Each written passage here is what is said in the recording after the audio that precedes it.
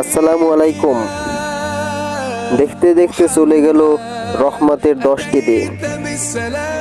আগামীকাল থেকে শুরু হবে মাগফিরাতের 10 দিন। হে আল্লাহ, আপনি আমাদের সকলকে 30টা রোজা রাখার তৌফিক দান করুন, আমিন।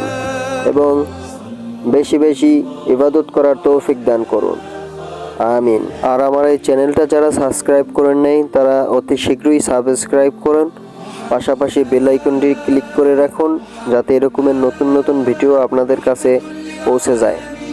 ইনশাআল্লাহ দোয়া করি সবাই ভালো থাকেন, সুস্থ থাকেন, নিজের শরীরের যত্ন নিয়েন, বেশি বেশি ইবাদত করেন ইনশাআল্লাহ।